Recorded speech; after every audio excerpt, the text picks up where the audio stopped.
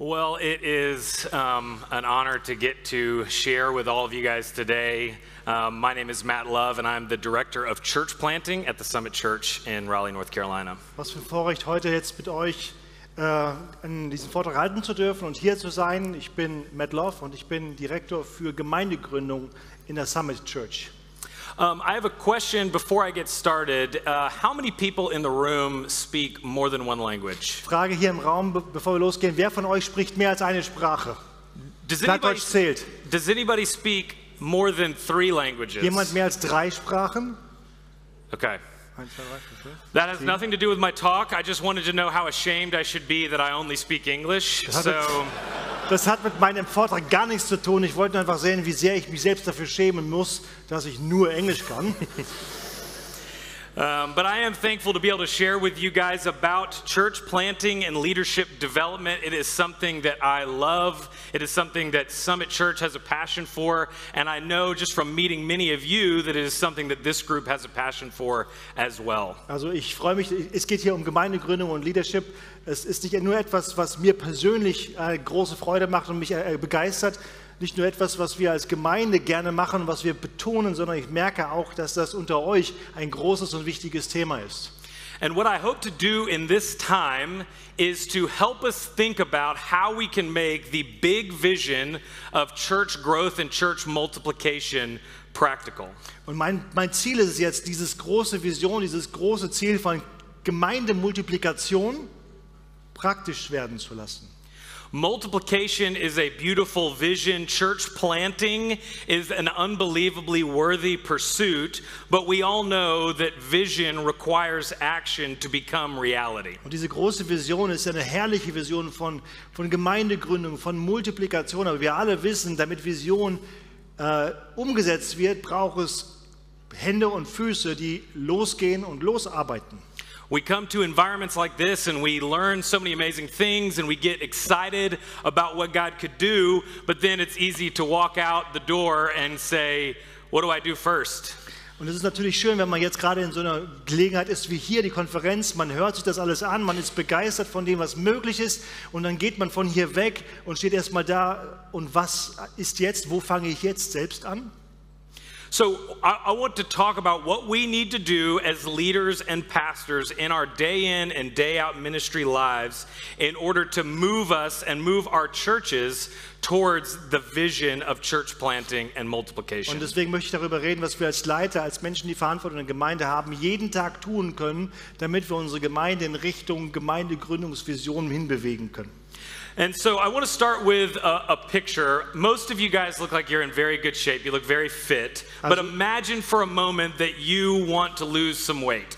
Also ich möchte mit einem Bild beginnen. Das trifft jetzt auf euch nicht zu. Die meisten von euch sind topfit, aber jetzt stellt euch vor, es wäre tatsächlich so, ihr müsstet etwas Gewicht verlieren. Well, we all know that if we want to lose weight, just wanting to lose it is not enough to lose it. I can want to lose weight, but if I actually want to see it happen, I will need to make specific decisions in my day in, day out life to get there. Und ihr wisst alle ganz genau, wollen reicht nicht aus. Nur wenn ich das will, wird es so lange nicht passieren. Damit ich Gewicht verliere, muss ich in meinem Alltagsleben, in meiner Lebensweise gewisse Dinge implementieren und ändern, damit bei mir ein Gewichtsverlust eintritt. If I want to lose weight, I need to eat healthy foods, I need to exercise, I need to do these specific things that will get me to my end goal. Und da gibt es gewisse Dinge, die muss ich einfach tun. Ich muss gesund essen, ich muss mich bewegen, ich muss gewisse Sachen tun und lassen, damit ich dieses bestimmte Ziel auch in meinem Leben erreiche. This is just a really simple example of the difference between an idea that we call lead measures and lag measures. Und das ist so diese Idee, ist einfach Dinge, die man einsetzen muss und Dinge, die man loslassen muss, um halt ein gewisses Ziel zu erreichen.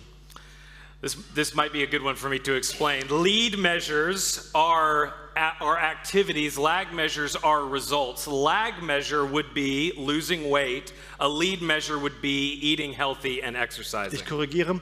Lead measures, also dieses Wort, bedeutet Dinge, die wir tun, und lag measures sind Dinge, die wir erreichen wollen, die Ziele. Das bedeutet, Gewichtsabnahme ist ein lag measure, und Lead measure wäre zum Beispiel weniger Schokolade im Leben und Freude. Tough to not know what he said there at the end.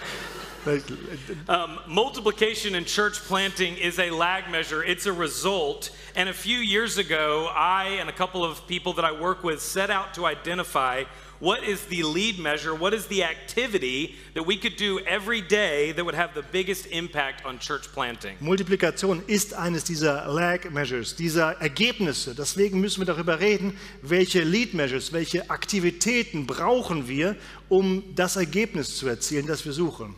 And what we discovered is that the primary lead measure for church multiplication and church planting is leader development. Und wir haben herausgefunden, das Wirksamste, was wir als Gemeinde tun können, um Gemeindemultiplikation zu fördern, ist es, in Leiter zu investieren. If we want to be a part of a church planting movement, we have to start by developing the leaders that God has already put in our churches. Und das bedeutet, wenn wir Teil einer Gemeindegründungsbewegung sein wollen, dann müssen wir die Leiter, die Gott schon in unsere Gemeinden hineingestellt hat, finden und zurüsten. So why is developing leaders so important? Well, there's a couple of reasons. The first one is that thriving leaders create thriving churches. Warum ist es so wichtig, dass Leiterschaft gefördert wird? Es gibt viele Gründe. Einige davon ist zum Beispiel, lebendige Leiter führt zu lebendigen Gemeinden. If our leaders are growing, our leaders are healthy, then our churches will be growing and our churches will be healthy. Wenn unsere Leiter gesund sind und wenn sie im Glauben wachsen, dann werden unsere Gemeinden gesund sein, auch im Glauben wachsen. The second reason that developing leaders is so important is because the biggest obstacle to church planting is not having enough qualified church planters. Das zweite ist, die größte Herausforderung oder das größte Hindernis für Gemeindegründung ist einfach nicht genug qualifizierte Leiter, Gemeindegründer zu haben, die es tun könnten. There is so much need. The need is not the obstacle. There are opportunities to plant churches. Resources are not the obstacle because God is the God of all the resources in His kingdom.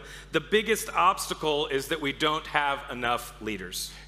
Gemeindegründung ist nicht von fehlenden Möglichkeiten gehindert, denn überall braucht es Gemeinden. Gemeindegründung ist auch nicht durch fehlende Ressourcen gehindert, denn wir dienen dem Gott, dem die ganze Welt gehört.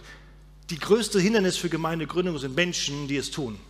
So we need thriving churches and we need qualified leaders, and in order to see both of those things happen, we have to become excellent leader developers. Und das heißt, es braucht gesunde Gemeinden und es braucht ausgebildete Leiter, um Gemeindegründung zu fördern. Das bedeutet, wir als Gemeinden, wenn wir wirklich Gemeindegründung leben wollen, müssen wir uns auf die Leiterschaftsentwicklung konzentrieren.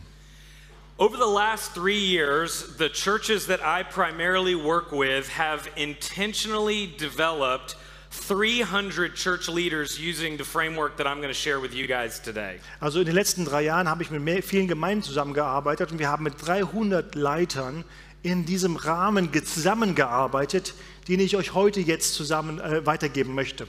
And as we've used this framework and as we've gone through this process over the last few years, we have identified over 100 future planters, and we have identified 25 planters who will plant a church in the next 2 years. Und in diesem Prozess haben wir 100 Menschen identifizieren können, die auf dem Weg sind, Gemeindegründer zu werden, von denen 25 in den nächsten 1 bis 2 Jahren bereit sein werden, schon loszulegen.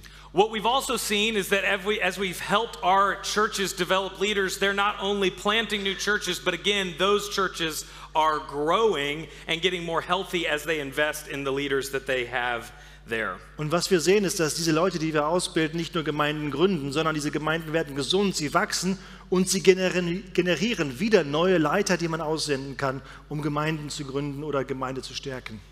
All right, so I've now spent a few minutes essentially convincing you of something that I'm pretty sure you already believed when you walked in the room, which is developing leaders is important. Also ich habe jetzt die ersten Minuten dafür verschwendet, euch von etwas zu überzeugen, von dem ihr selbst schon überzeugt seid, als ihr hier reingekommen seid. Es ist wichtig, Leiter zu entwickeln. The problem is, even though we know it's important, many of us struggle to do it because we do not have a clear framework for doing it consistently and multiplying it into other people. Und obwohl wir wissen, dass es wichtig ist, die meisten von uns tun es deshalb nicht, weil wir keinen Plan haben, wie wir das kontinuierlich machen können und wie wir etwas machen können, das sich auch weiter multipliziert, nicht nur von uns alleine abhängig ist, damit auch Leiter ausbilden. So I want you to take a second right now and I want you to think about a time in your life where you grew the most as a leader. Denkt jetzt mal zurück, nehmt doch ein paar Minuten Zeit und denkt darüber nach, was war die Zeit in eurem Leben, wo eure Leiterschaft am stärksten gewachsen ist? Was war das? Was war der Kontext? Was war die Zeit? Maybe it was a time where you had your first real leadership experience. Maybe it was a moment when you first saw a gift that God had given you. And it spurred a desire to grow to meet that potential. Vielleicht war es, wo ihr die erste Leiterschaftsverantwortung zugesprochen bekommen habt und ihr durftet es wahrnehmen. Oder es war die Zeit, wo ihr gemerkt habt, Gott hat etwas in mich hineingelegt, ein Potenzial für Leiterschaft und du hast dich darauf reingelassen und hast angefangen, diese Gabe auszuleben. Regardless of the specifics of the exact time you're thinking about, I am confident that for most of you, two things were true about the season where you grew. Egal, was die genauen Umstände in deinem Leben waren, die dich haben wachsen lassen, bin ich überzeugt davon, dass mindestens zwei Elemente oder Eigenschaften dieser Zeit gleich waren bei uns allen. And those two things were, there was a developmental gap that needed to close, and there was a person there to help you close that gap. Das war das Erstens, es gab einen Entwicklungsspalt, eine Lücke, die man schließen musste, und es gab eine Person, die euch geholfen hat, diese zu schließen. You saw a gap between where you were and where you needed to be, and you had somebody there to help you close it. When I ask leaders to talk about seasons of growth, they almost always talk about this idea of a developmental gap and a relationship that walked with them through their development. Also es gibt immer diese eine, du siehst das Potenzial oder wo du sein solltest, aber wo du noch bist und spürst diese Lücke und dann hilft dir jemand, über diese Lücke zu gehen. Und wenn ich mit Leitern spreche, in den meisten Fällen reden sie auf die eine oder andere Weise genau darüber. Da gab es eine Entwicklungslücke und jemand, der mir geholfen hat, über diese Lücke drüber zu kommen. So in the rest of this training, I want to give you a framework that will allow you to help the people that you lead identify the development gaps that they have and be the type of person that can walk with them through the process of development. Also jetzt möchte ich mit euch einfach teilen, den Rest dieser Session, wie ihr anderen helfen könnt, Leitern in eurem Umfeld, ihre Lücke zu erkennen und einen Prozess gemeinsam zu entwickeln, wie sie wachsen können, damit diese Lücke geschlossen wird. So I want to start by just overviewing the process of development. I want to just tell you what developing people is in a nutshell. Okay, also worum geht es eigentlich darüber reden, was ist im Kern die Aufgabe von Entwicklung von Leuten? Did nutshell work? Or, yes. Great. So here's what development is in a nutshell. It is a clear starting point. It is a clear end point, and it is a clear plan. That's what development is. All it is knowing where someone is starting, where they need to be, identifying what it's going to take to get them from where they are to where they need to be. Entwicklung im Kern ist genau das. Du hast einen klaren Beginn, du weißt, wo du jetzt bist, du weißt, wo du sein sollst und du weißt, wie du dahin kommst. Mehr ist es nicht. So what I'm going to do is I'm going to share those three development categories. I'm going to unpack them a little bit further. And after each category, I'm going to give you a specific application next step that you can do today to start developing leaders. Also gebe ich euch jetzt diese drei Kategorien und zu jedem von denen möchte ich etwas in die Tiefe gehen. Und zu jeder von diesen drei Schritten möchte ich euch auch ein bisschen Anwendung geben. Etwas, was ihr selber tun könnt, um diesen Schritt abzuschließen. So the first developmental category you see up there on the screen is assessment. And assessment answers the question, where is this person starting? Where are they now? Also die Bewertung, Beurteilung, die Einschätzung ist ein ganz klares Bild davon zu bekommen, wo befindet sich die Person jetzt gerade. Assessment helps people see themselves clearly so they can start down the path of growth. The goal of assessment is to see the people that God has put in front of you clearly. Also es geht bei der Bewertung darum, die Menschen zu kennen, die Gott in unserem Umfeld zu stellen haben, so einen klaren Weg zu zeigen oder einen klaren Ausgangspunkt zu definieren. Wo sind sie und wie geht es ihnen gerade? If we want to see people move forward, we have to know where they're starting. We have to understand an assessment principle that I have used for a number of years, which is past behavior is the best indicator of future behavior. Und es geht also wirklich darum zu verstehen, wo sind sie gerade, denn nur da, wo man sie sieht, kann man sie auch abholen für Entwicklung. Und eine der Beurteilungsprinzipien, die ich immer wieder anwende, ist folgendes. Das Verhalten der Vergangenheit ist ein sicherer Indikator für das Verhalten in der Zukunft. I've heard Pastor JD use this principle when he talks about missions because he says to Summit Church a lot that there is no transformation by transportation. Und Pastor JD lehrt das unsere Gemeinde ständig, dieses Prinzip, wenn er über Missionen spricht. Denn er sagt, es wird nie eine Transformation passieren, wenn man nur transportiert. If you are not sharing your faith in one place, you will not go on mission to another place and start magically becoming somebody that shares their faith. Was das bedeutet ist, wenn du aufs Missionsfeld bist, um Jesus zu verkünden oder zu bekennen, und du machst es hier zu Hause nicht, dann wirst du nicht magisch auf einmal zum Evangelisten, nur weil du an einem anderen Ort bist. Das wird nicht passieren. If I need to develop a small group leader in my church, I cannot just make them a small group leader and hope that by just putting them in the role, they will grow into the role. I actually have to know where they are in relationship to where they would need to be to do that role well. Wenn ich einen Kleingruppenleiter bräuchte zum Beispiel, heißt es ja nicht, ihn einfach nur zu ernennen und zu hoffen, dass es dann funktioniert, sondern ich muss wissen, wo ist er, diese Person, und was braucht diese Person noch, um bereit zu sein, eine Kleingruppe als Leiter zu übernehmen. When I am starting the process of developing somebody, I am trying very hard to see them as clearly as possible. I want to see their gifts. I want to see their weaknesses. I want to see what they've experienced. I want to see what they haven't experienced. Also, wenn ich jetzt einen Leiter entwickeln will, dann will ich erstmal ein klares Bild davon haben, wer sie eigentlich sind. Was sind ihre Gaben? Was sind ihre Stärken? Welche Erfahrungen haben sie schon gemacht? Welche Erfahrungen fehlen ihnen noch? I know this may seem obvious, but we have to be genuinely interested in the people that we want to lead and develop. Das scheint jetzt zu offensichtlich zu sein, aber wir brauchen ein ehrliches Interesse an den Menschen, die wir weiterentwickeln wollen. It is easy as leaders to be interested in people only as much as you need to get them to do something that you need them to do. Es ist ja einfach, nur so lange an Menschen interessiert zu sein, bis die anfangen, das zu erledigen, was du von ihnen brauchst, dass sie für dich tun. But if we want to see our people actually grow, we have to see them clearly and we have to see where they are so we can help them take steps forward into the calling that God has for them. Und wenn wir ein ehrliches Interesse an den Menschen haben, dann müssen wir sehen, wo sie wirklich sind und was sie brauchen, um auf ihrem Weg in der Jüngerschaft, in der Nachfolge Gottes weiterzukommen.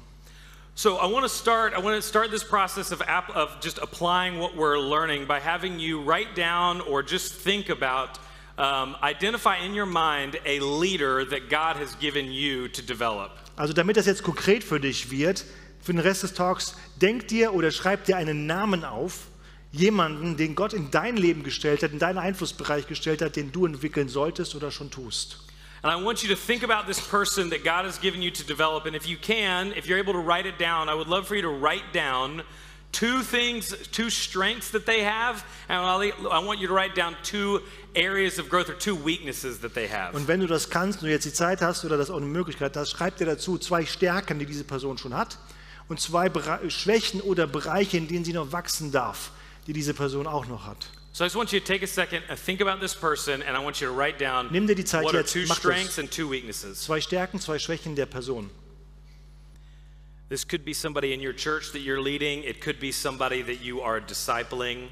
But think about that person and think about some of those strengths and weaknesses that God Vielleicht has aus deinem given them. Dienstbereich, vielleicht aus dem persönlichen Leben, in einer Jüngerschaftsbeziehung, in der du stehst, jemand, den du gerade entwickelst oder jemand, der sich quasi unter deinem Einfluss befindet.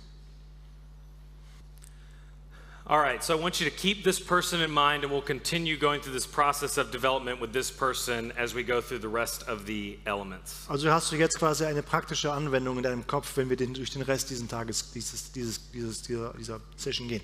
So the first part of developing somebody is assessment. Where are they now? The second thing we need to think about in order to develop people is the target. Where do they need to be? Und das Zweite natürlich, worüber wir reden, ist die rechte Seite, das Ziel. Wo sollten sie sein?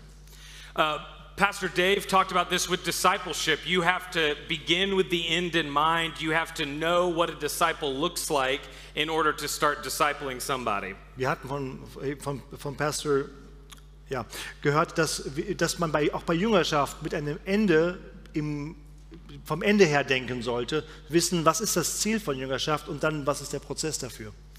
There's a phrase in the world of marksmanship, firing a gun towards a target, that is used to describe how you're supposed to aim, and the phrase is aim small, miss small. Also es gibt so ein Sprichwort aus dem Bereich der Schützen, der Sportschützen, die sagen, Ziel klein und dann verfehlst du auch klein. I'm also glad that I can't have 3 Americans come and share without somebody saying something about a gun at some point. Also es kann ja nicht sein, dass ihr hier den ganzen Tag mit 3 Amerikanern abhängt und keiner sagt mal das Wort Knarre in den Mund. Ne? Also.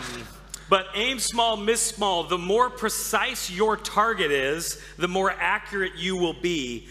The same principle applies to development. Precise targets lead to accurate and effective development. Das heißt, je kleiner das Ziel ist, umso genauer wirst du auch schießen. Das bedeutet auch in deinem Dienst, je kleiner das Ziel ist, dass du bei Menschen erreichst, je präziser du es formulieren kannst, umso wahrscheinlicher ist es, dass du überhaupt triffst. So the goal of creating a target, it might be looking towards a new role that you have for this person you're leading. It might be a set of character traits you want them to grow into. Also diese Ziele, was können diese Ziele sein? Es ist zum Beispiel eine neue Rolle, die sie übernehmen sollen, eine Verantwortung, in die sie hineinwachsen sollen. Es kann aber auch sein, dass es um gewisse Charaktermerkmale geht, die man weiterentwickeln will in der Person. The goal is to aim small and create a precise picture that tells you what development would look like if it worked. Und das Ziel ist es quasi so klein wie möglich zu beschreiben und dann auch zu sagen, so würde diese Entwicklung fertig aussehen, wenn denn der Prozess funktioniert hätte. So again, if you want to develop somebody in your church into a small group leader, you have to start by seeing where they are, what gifts God has given them, but then you have to give them a clear picture of what it would look like for them to be ready and able to lead a small group. Also wenn du einen Kleingruppenleiter, um bei dem Bild zu bleiben, ausbilden willst, musst du erstmal verstehen, wo ist diese Person gerade und dann auch dieser Person zu vermitteln, was genau ist denn dieses Ziel eines Kleingruppenleiters, was brauche ich von dir? A clear target is also something that helps us make sure that the development work that we're doing is actually producing the results that we want. Und natürlich ein guter Nebeneffekt dabei ist, dass wir durch dieses klar definierte Ziel auch die Ergebnisse erreichen können, die wir eigentlich erreichen wollen. I have seen a lot of leaders who do a lot of leadership development stuff, but don't see a lot of leadership growth happen. Es gibt viele Leiter, die machen sehr viel Entwicklungszeugs, aber sie sehen keine Entwicklung. And I think the reason is because a lot of leaders, a lot of us don't have a clear target of where we really want to see people go. And so if we know where we want someone to go, we can make sure that we're on track to get them there. Einer der wichtigen Gründe ist, dass man einfach schiebt und man weiß nicht wohin und man kommt niemals an. Und deswegen, wenn man ein klares Ziel hat, weiß man, wann man da ist. Clear targets are also a way of incentivizing growth in the people that you lead. Und ein zweiter Nebeneffekt davon ist, dass die Personen einen inneren Ansporn bekommen, sich dahin zu entwickeln, wenn sie wissen, wohin es geht. Consider like a situation where you have to give somebody that you're leading a critique. Eine Situation, ihr müsst jemanden kritisieren, der gerade leitet. It feels a lot different to be told you are doing a bad job at something if you are told you're doing a bad job right now, but I'm going to help you become the kind of person who could do a good job. Es ist ein Unterschied zu sagen, das hast du schlecht gemacht, oder zu sagen, das hast du noch nicht gut gemacht, aber ich helfe dir, dass es besser wird, damit du das nächste Mal besser machst. When I'm coaching somebody who wants to preach or be a lead pastor, I will probably tell them, hey, if they're younger or earlier in their ministry, you are not a great preacher right now. Und wenn jemand zum Beispiel sich berufen fühlt zur Kanzel, zur Predigt oder als Pastor ausgebildet zu werden, dann werde ich ihm wahrscheinlich früh, wenn er ja noch jung ist, sagen, du bist noch kein guter Prediger. But I would say also at the same time, you can be a good preacher. Here's what effective preaching would look like, and this is where I want you to go. So I'm not just saying you're not good, I'm saying you're not good, but you're growing and you can get here. Und also ich werde ihm sagen, du bist noch nicht gut, aber so sieht ein effektiver Prediger aus und ich helfe dir auf einem Wachstum, dass du es wirst.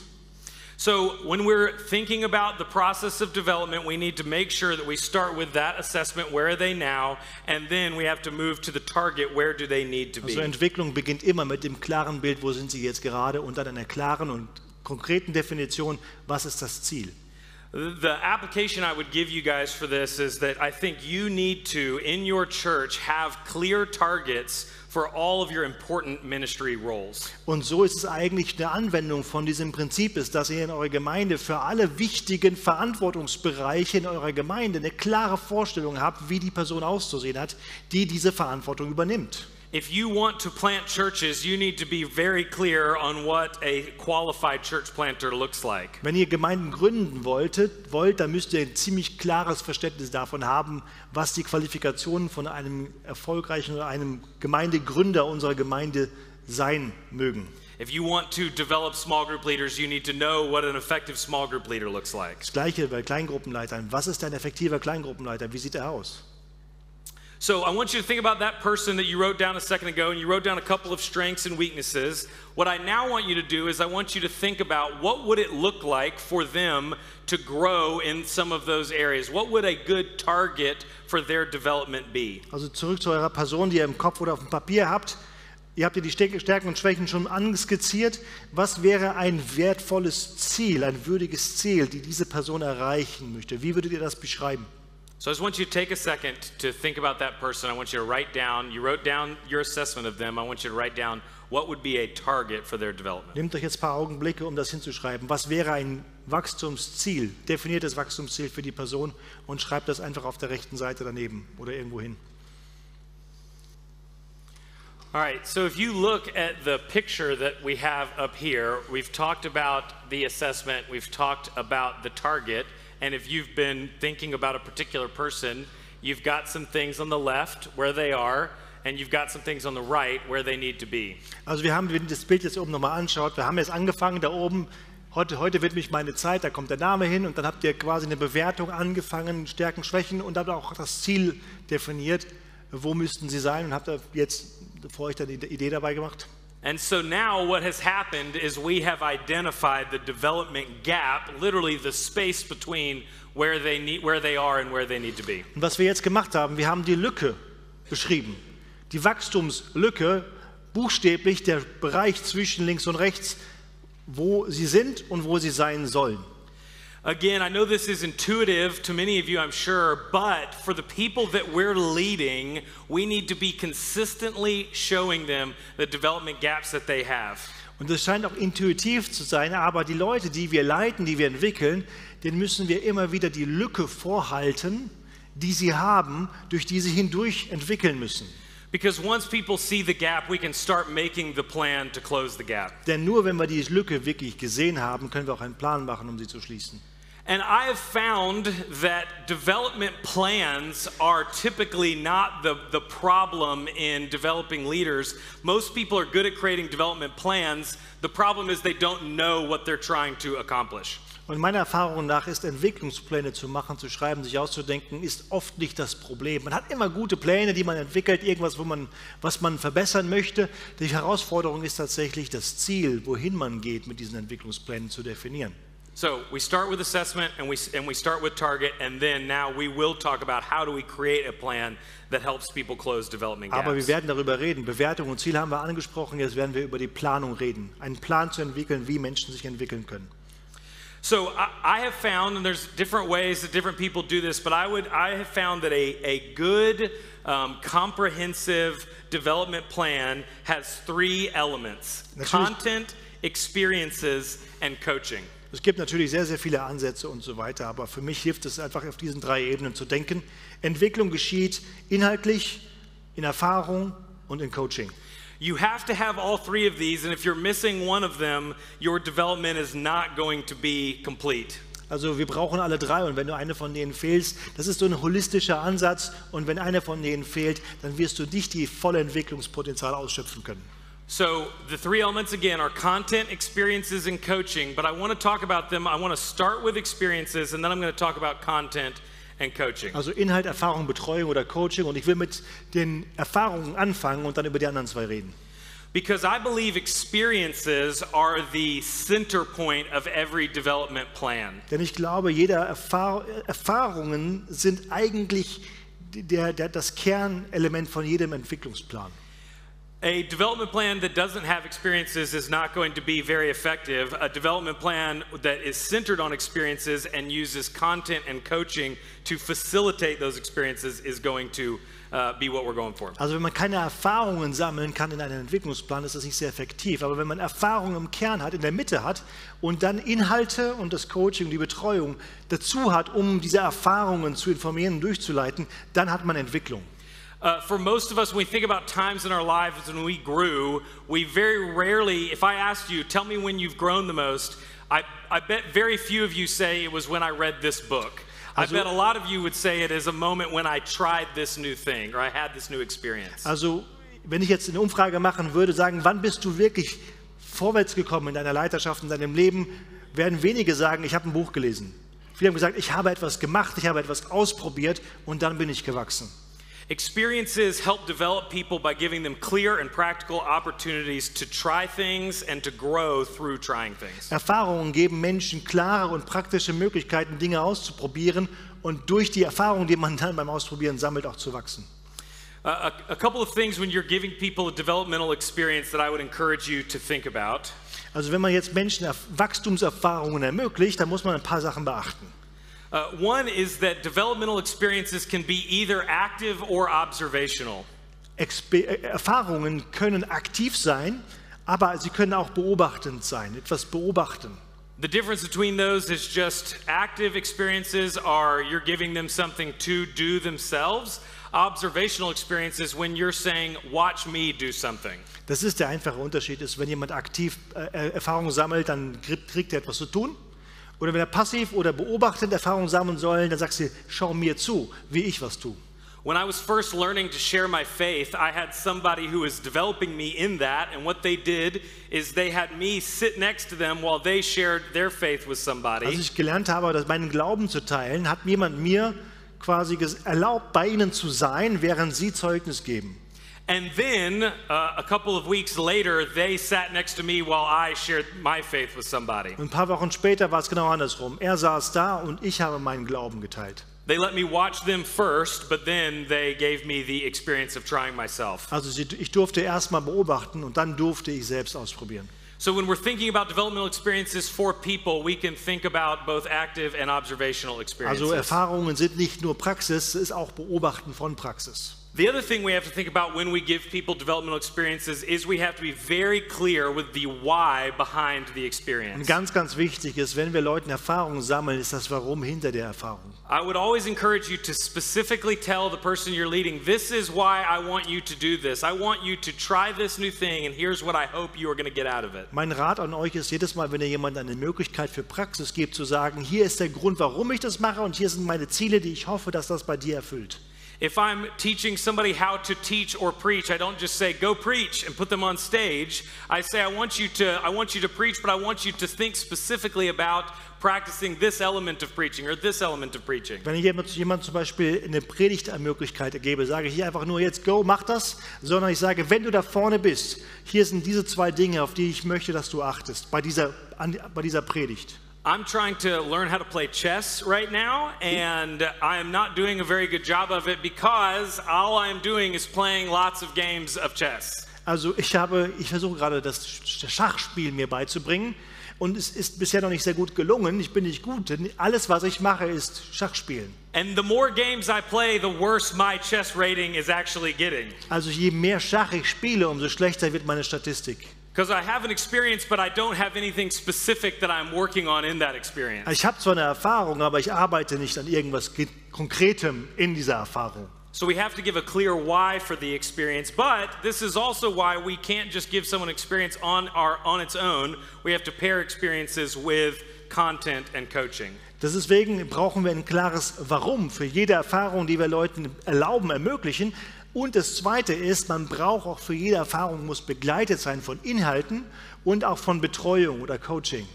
So we do have experiences, but then we also have to provide people with developmental content. Developmental content helps people learn new things or develop new skills.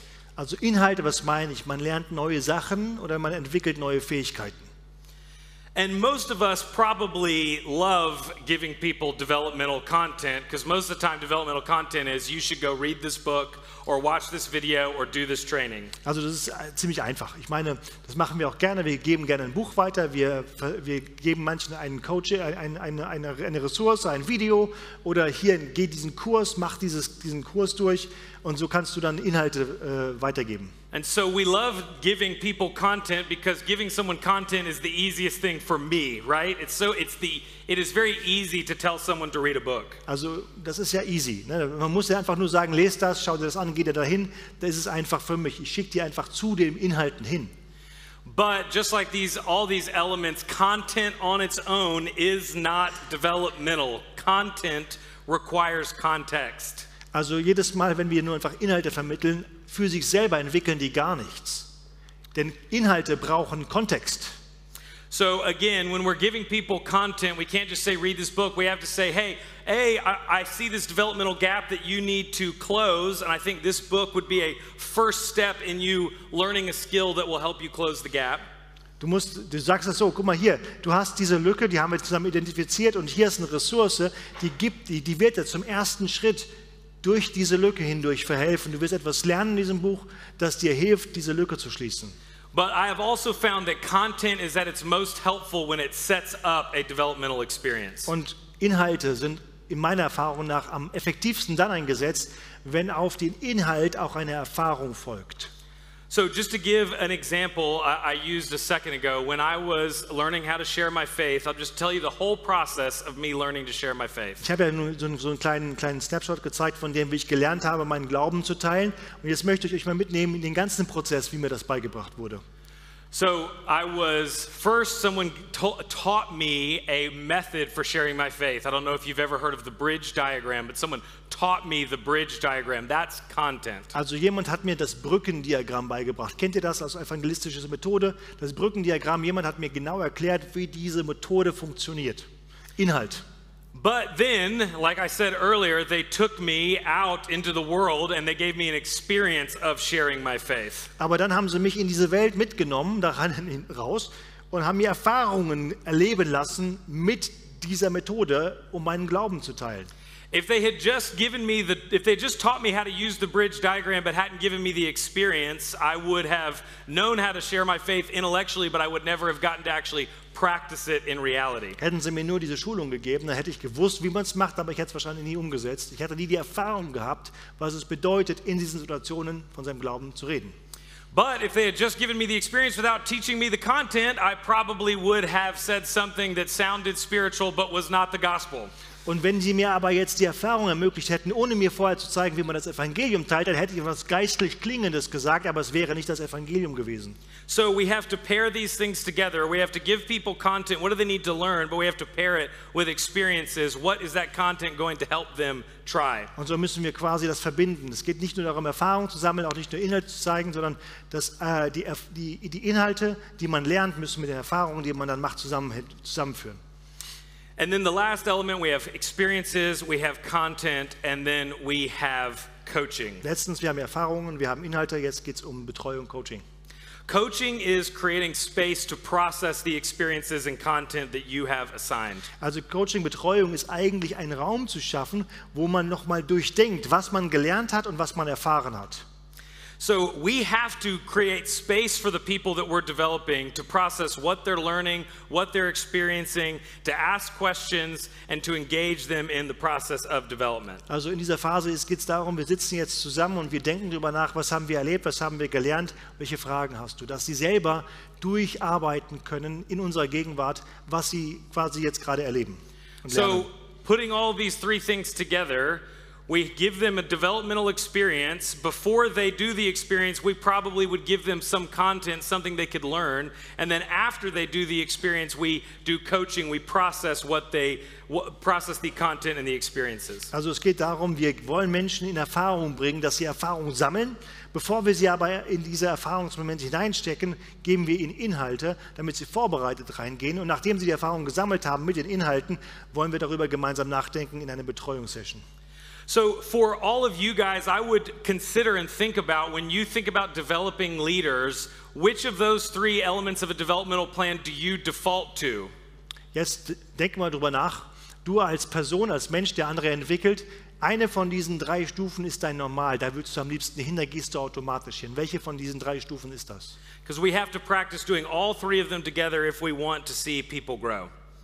Wir müssen nämlich alle 3 machen, die Inhalte und die Erfahrungen und die Betreuung, damit Menschen im Wachstum gefördert werden. I do want to share a couple of just coaching questions that I have used that are helpful if you're just looking for a way to get started. Und wenn du einen Anfang in dieser Betreuungsstufe finden willst, möchte ich dir ein paar Fragen mitgeben, die ich gerne anwende, das ist vielleicht ein guter Einstieg für dich.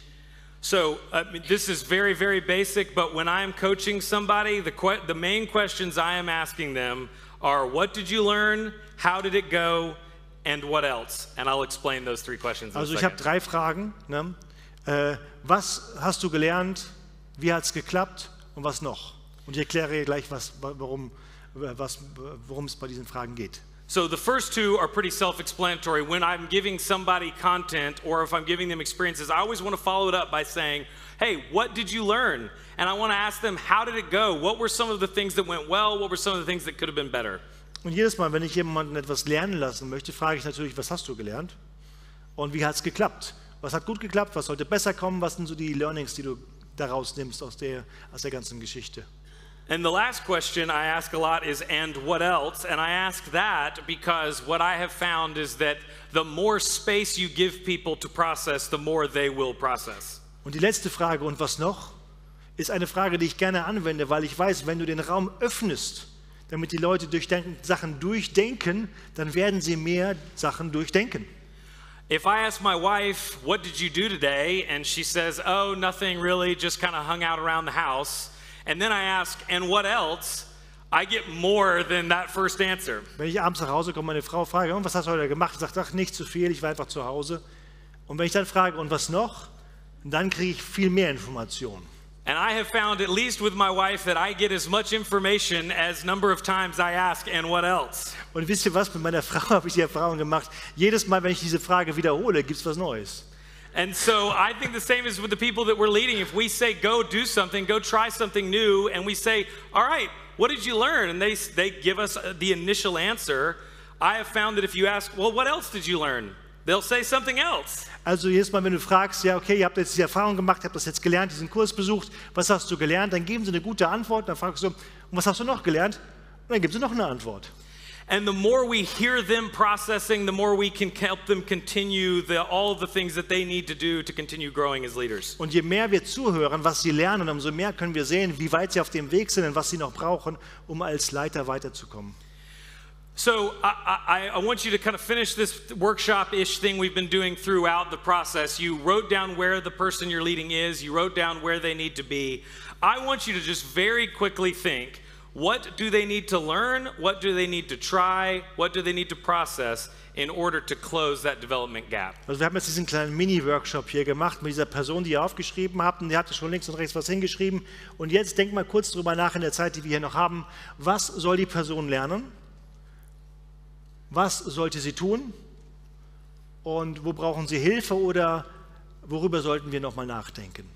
Well, I want you to think about some of this person that you've been practicing this process with.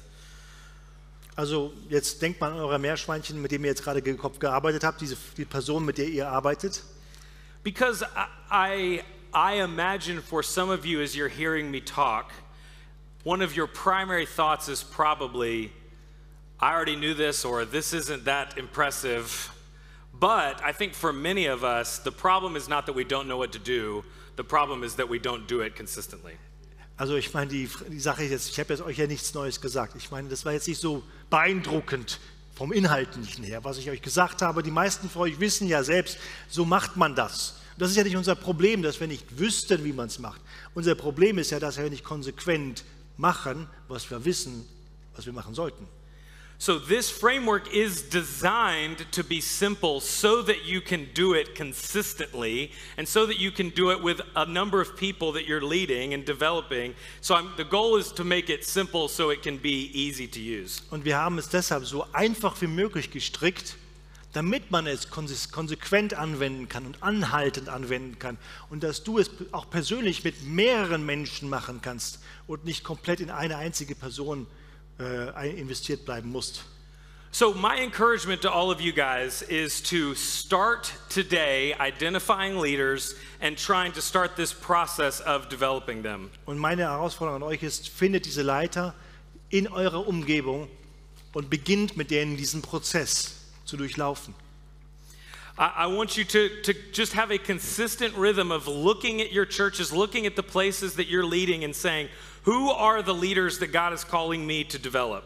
Macht es zu einer Gewohnheit, immer wieder diese Frage zu stellen, in meiner Gemeinde, in meinem Umfeld, was sind die Leiter, zu denen Gott mich schickt, um sie weiterzuentwickeln?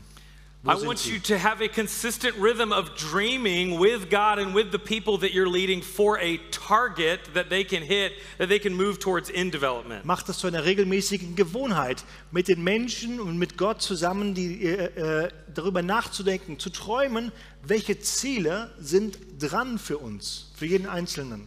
And then I want you to think about how to create a holistic plan to move that person forward and develop them. Und wenn ihr das beides gemacht habt, dann setzt euch hin und macht einen umfassenden Plan, um die Personen, die Gott in eure Einfluss gestellt hat, auch zu entwickeln, um diese Ziele zu erreichen. Again, I work with a lot of high-level leaders who are excellent leaders and excellent people.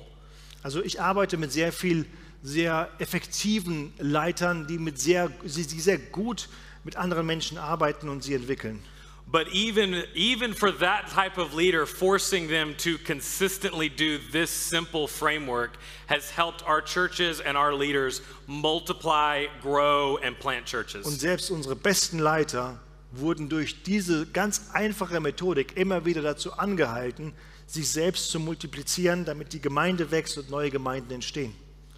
So again, my encouragement is to start today. I've heard it said that the best prayer is the one that you are praying.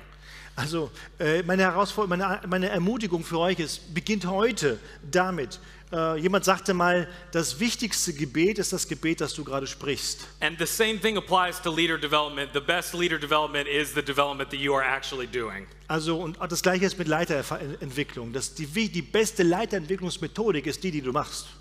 So I encourage you to use this framework, dream for the leaders that God could have you develop. And guys, I really do believe that intentionally developing leaders is the best thing you can do to produce church planting. Und von daher, ich biete euch diesen Rahmen an, diese Methode an, dass ihr das macht. Denn, Freunde, das Wichtigste und Beste, was wir für Gemeindegründung machen können, ist Leiter zu entwickeln. Well, I appreciate you guys giving me an opportunity to share. I just want to pray to close and then I will Vielen be Dank, done. dass ich hier bei euch teilen durfte. Ich würde gerne noch mal ein Gebet sprechen. Ihr dürft gerne dazu auch aufstehen, wenn wir jetzt hier abschließen, mit uns gut umzustehen. Father God, when we talk about developing leaders, it's not just this abstract, practical idea. Herr, wenn wir darüber nachdenken und darüber reden, dass wir hier Leiter entwickeln, ist das nicht so eine abstrakt-theoretische Idee. It is aligning ourselves with the work that we believe you are doing in our churches. Es geht darum, dass wir Schritt halten mit dem Werk, den du in unseren Gemeinden tun möchtest. God, I pray that this room would be committed to developing leaders because we believe that developing leaders is the way we're going to plant more churches. Ich bete, Herr, dass die Gruppe, die hier da ist, ein neues Feuer dafür fängt, Leiter zu entwickeln. Dann durch die Entwicklung von Leitern befördern wir die Gründung von neuen Gemeinden. I pray that even as I'm talking, God, I pray that you would bring to mind leaders in the churches represented here that you might be calling to plant new churches in the future. Und ich bete, Herr, dass gerade jetzt auch in diesem Augenblick du uns Namen in unser Gedächtnis rufst, in Erinnerung rufst, die du berufen hast, die du entwickeln möchtest, auch vielleicht durch uns, um in dieser Welt Gemeinden zu gründen. So God, we trust you with the leaders that you've given us. God, we pray that as we try to serve and develop them, that God, you would take them where you want them to go. Aber wir vertrauen in der ganzen Geschichte voll auf dich, dass du die Leiter an unseren Weg stellst, dass du sie entwickelst und dass du uns gebrauchen möchtest, ihnen zu helfen, den Weg zu gehen, den du für sie hast. Amen. Amen. Amen. In den Platz. Wie genau findet man die Balance als Mentorin zum Beispiel bei frisch Bekehrten zwischen nicht so aufdringlich sein, aber trotzdem seine ganze Verantwortung als Pate oder Mentor wahrzunehmen? The question was, if you're working with new converts, how do you gauge how much invest, how much you can actually ask of them, and how much you have to just wait and see the development? Yeah. So ungefähr? Do you have any initial thoughts? Johannes, denk da zum Beispiel an unsere Taufpatenschaft. Ne? Wie viel gehen wir den Leuten hinterher oder machen wir zu viel Druck? Ich glaube, das ist der Hintergrund der Frage. Yeah. Yeah. What was that? Yeah, it was. We have these. We pair each new Baptist. You know the story, you know, and they're mentored for a year, Yeah. and we're always struggling. How much do we actually pursue them? How much do we see Yeah. on their own? Yeah, I'll start and then I'll let Matt, because Matt's more practical. I'll give you the Matt ist viel big. praktischer als ich, aber ich beginne deswegen mal. So there's a thing that I've called the heresy of sequentialism. Also es There it gibt diese Irrlehre des Sequentialismus. And it's the idea that in the Christian life, you like do one thing, and then after you do that, then you do another, and then you kind of move up the ladder. Und das ist der Glaube, dass die christliche Entwicklung und Leben so ist, man erreicht ein Ziel, dann erreicht man das nächste Ziel und so geht es immer schön hoch. When in reality, in discipleship, you start everything at once. Und die Realität ist, in der Jüngerschaft beginnt man auf allen Ebenen gleichzeitig. In Mark 5:19, Jesus told the man who had newly been delivered from a demon, "Go home and tell your friends what God did." In Matthäus lesen wir davon, er hat einen Menschen von einem Dämon befreit und sofort zum Missionar berufen. Er soll nach Hause gehen und von Jesus erzählen. People are sometimes the best evangelists and disciple makers in the first weeks after they're saved. That's the most effective time for them to be an evangelist. Oft sind Menschen, die gerade bekehrt sind, in den ersten Wochen ihrer Bekehrung die effektivsten Evangelisten oder Disciple Makers, genau, Jüngerschaft. So we want to start it all at once. At the same time, there is the Paul's warning about too quickly being given positions of leadership and prominence that lead to pride and the condemnation of the devil. Und das Ganze ist in der Spannung, denn natürlich gibt es die andere Seite, dass man Leute, und Paulus warnt uns davor, Leute zu früh in Verantwortung zu bringen, denn sie könnten stolz werden. Der Teufel hat Angriffsfläche bei neuen Leuten, dass man ihnen zu früh Verantwortung übergibt. So Jetzt auf der anderen Seite. the only thing I would limit would be the public leadership role. Everything else should start literally at once. Also ich würde sagen, christliches Leben auf allen Kesseln gleichzeitig kochen, außer öffentliche Verantwortung vor der Gemeinde oder in der Öffentlichkeit, das nicht. Yeah, I will say something very similar on a more practical level. If you give people opportunities to try things, Also praktisch gesehen, wenn du Leuten Möglichkeiten gibst, Dinge auszuprobieren, the question you should be asking is not are they ready to try something, but how big of an impact is them doing how big of an impact will it have for them to do a bad job? nicht die Frage ist, sind sie bereit, etwas zu tun, sondern wie schlimm wäre es für die Sache oder für sie selber, wenn sie jetzt versagen. So the problem with giving somebody who just became a Christian the opportunity to preach is not that would be a bad experience for the person learning to preach. It's that it would be a bad experience for the people listening to them preach. Also es geht nicht nur darum, hat der Mensch jetzt, wenn er jetzt frisch bekehrt auf die Kanzel kommt, eine schlechte Erfahrung, sondern wie ist das für die Leute, die ihm zuhören müssen? Yeah. Hopefully that helps some. So ein bisschen. Hier nach vorne, Markus Wagner, weiter. Ihr habt uns ein Konzept vorgestellt, das eine gesunde Gemeinde Jünger macht, eine Kultur schafft, wo Jünger gemacht werden. Jetzt haben wir vielleicht in Deutschland ein Problem. Ich gebe ein Beispiel. Wir haben eine Fußballnationalmannschaft mit 80 Millionen Trainern und einem Blödmann. Wie geht ihr um mit Alpha-Tieren in der Gemeinde, die gegen diesen Plan oder gegen diese Entwicklung sind? Okay, now the question is, a healthy church is a disciple-making church, and we have an issue in Germany. It's like with a team, a sports team, they have a coach, but they have 120,000 coaches and one idiot Okay. who actually has to do the job. How do you handle people that have a totally different agenda in your own church, and they're like alpha leaders, but they're not the one in charge, but they want to pull in a different direction.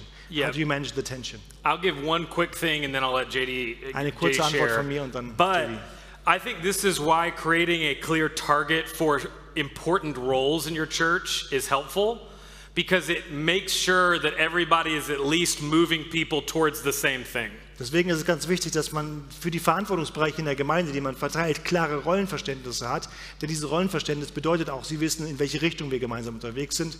Und jemand, der dieses Rollenverständnis nicht teilt, bekommt diese Aufgabe nicht. So to me, it is more helpful to teach somebody what a small group leader looks like than to teach them all the things that how to actually get there. You just give them that clarity on this is what this person looks like.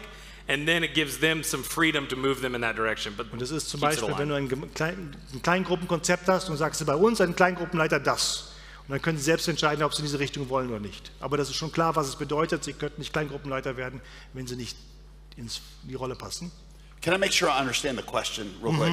So he's asking if you've got a pastor and then you've got people in the congregation that aren't all aligned with, is that correct? Yes. Okay, so this is true in the United States. I would assume it would be true here. What am I about to say? Es ist das etwas, was ich jetzt teile, stimmt bei uns und ich denke, es ist übertragbar auf euren Kontext. Pastor plus 15% of the congregation equals a majority. Also Pastor und 15% der Gemeinde ist die Mehrheit. Practically speaking, that's just the truth. Das ist einfach wahr. Yeah, and so let me give you an example of Gib where mir ein this worked in our Beispiel davon. church. Ja. Our small groups pastor before Dave. Bevor Dave da war, unser Kleingruppenpastor, He wanted to do something new and innovative and very good with our small groups. der wollte was Neues, Innovatives und Gutes mit unseren Kleingruppen machen. So we had about 300 small groups at the time. Wir hatten 300 Kleingruppen schon. And he stood up and he laid out the new agenda, and it was very awesome. Der hat einen neuen Plan aufgebaut und der war gut. And then he said, if you don't start this immediately, then we are canceling you as a small group. You have to do it this way. Und dann hat er gesagt, und wenn du nicht sofort anfängst, das umzusetzen, machen wir dich zu. It did not go over well. Das hat den Leuten nicht so gefallen. And he was very but we have to do it this way. And he was true. We needed to do this new thing. Und er war total überzeugt von sich und stimmte auch. Wir mussten das so tun und er war aber zu sehr im Tunnel. But I told him, I said, well, what if you only had 60 of the 300 small groups that did it this new way? Und was sagt er? Okay, von den 300, was wäre, wenn 60 das so machen würden, wie du es möchtest? And for the next year, you're telling the good stories coming out of the success of these 60 small groups. Und die nächsten Jahre erzählst du, wie erfolgreich dieses neue Konzept in diesen 60 Kleingruppen gelaufen ist. The second year, you'll probably have 250 of the small groups. Im nächsten Jahr hast du 250 gewonnen, die das genauso machen werden. The third year, you'll probably have all but 4 of them. Und im dritten Jahr sind nur noch 4 übrig, die es nicht so machen. And who cares about them? Und was soll's? Yeah, I don't mean Jesus doesn't love them. Nein, also versteht das richtig. Es heißt nicht, dass Jesus aufhört, die zu lieben. Yeah, you move with the movers. Du gehst da, wo was sich bewegt. So if you got 15% of your congregation with you, just go. Wenn du 15% deiner Leute mit dir hast, mach dann. And everybody else, they'll catch up. Die anderen kommen dazu. Yeah, move with the movers. Ja. So. Okay. Did that not go over well? Was that a wrong answer? No, Andrew will sort it out. Yeah. I like what he said.